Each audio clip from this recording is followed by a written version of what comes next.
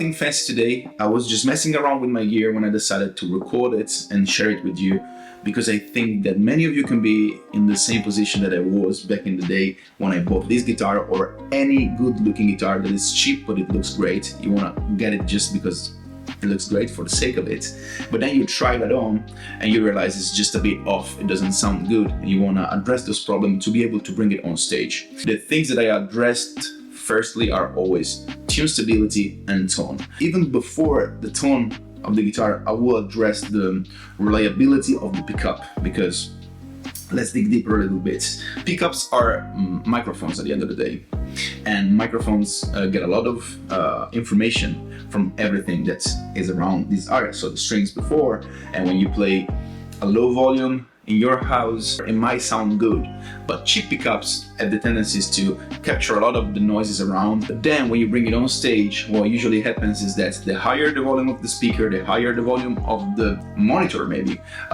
the whole noises around you are captured by the pickup, because it's a microphone, as we said, at the end of the day. And so it turns out that usually cheap pickups bring a lot of noises, larsen, squealing sounds, and it's very difficult to address it for the front of house, for the sound engineer. And so if you don't want to find yourself in that type of scenario, the first thing you have to do is to swap the pickup, at least one of those two, and the one that you want to rely the most on. In my case, in this very cheap guitar, it was like a 250 euro guitars back in the day. It's a LTD TE 202. I swapped this pickup with a quarter pounder by Seymour Duncan, which is basically two single coil, one on top of each other. It's a very high output pickup. It still sounds like a single coil, but let's say it's a single coil on steroids. Second thing, tuning stability. This guitar had like very cheap locking tuners, not locking tuners, just tuners, and I swapped them with like Goto locking tuners, and that's it. But another thing, I cannot stress you enough about this argument, it's important also to have very good guitar strings at the end of the day, because on a cheap guitar, any little detail can make a difference, because the guitar itself is cheap, the luthier part cannot be addressed. You can just maybe change the volume pot if you want, it might sound better, the electronics, but the first thing that you're hitting are the strings. So if you want them to stay in tune, just buy high quality strings. If you can choose in between a regular set of strings or a premium set of strings, whatever brand it is, just go for the premium one when you have a cheap guitar, because at least you get the job done in a way. You have better locking tuners, or tuners, whatever, and then you have good strings. Once you address those two issues and you address the pickup issue, then you have a guitar that you can bring on stage. And then, tone-wise, you do whatever you want just to get the tone that you want, but at least this is a stage worthy, it's a stage-ready guitar. So definitely enough talking. I'm gonna play something for you to let you hear with sounds. I'm gonna record it so I can deliver the best audio for you guys. And let's start off with some high gain settings.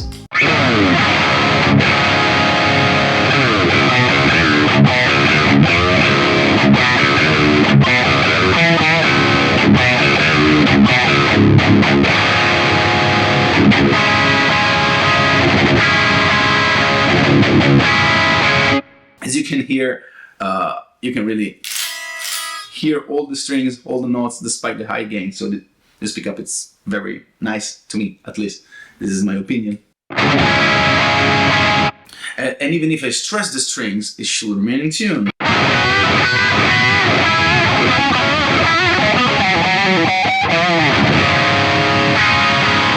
Because you mounted good strings. That's it. So let's hear maybe some combination of these pickups.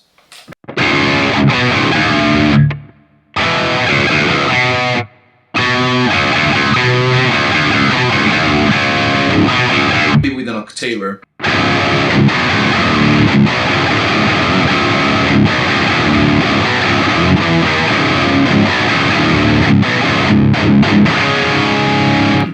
Let's maybe go down with the gain a little bit.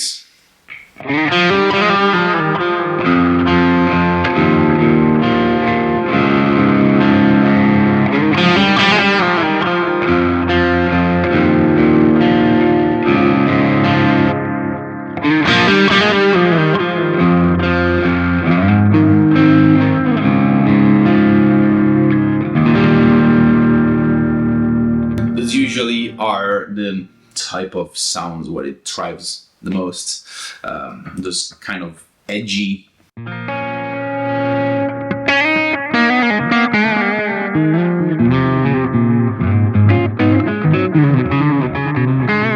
Also, this pickup that I've been snobbing forever, sometimes it turns out to be useful when you have like a clean tone and you just want to do like.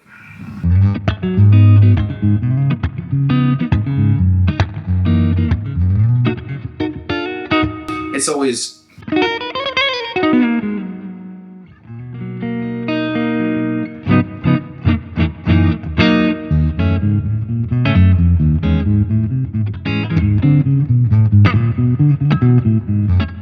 I don't know what I'm ever playing this type of things on stage, but if you want to have it, you have it. It's on the toolkit, it's at your fingertips, and so it's nice to have. It's just nice to have.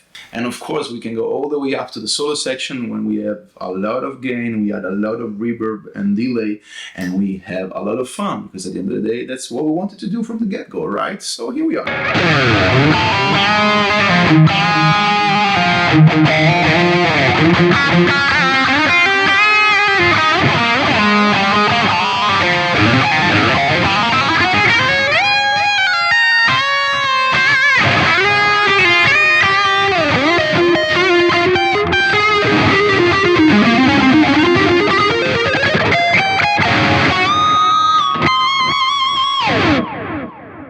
Very brave bending on the last fret.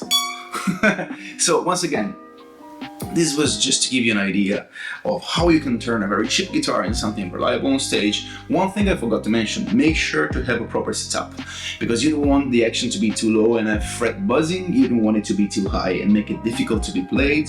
Just get it spot on, and as you can see, you can get this cheap guitar and have it available for stage performance. If you enjoy this content, please give it a thumbs up, a comment, leave a comment, please share it to your friends, please consider subscribing if you want.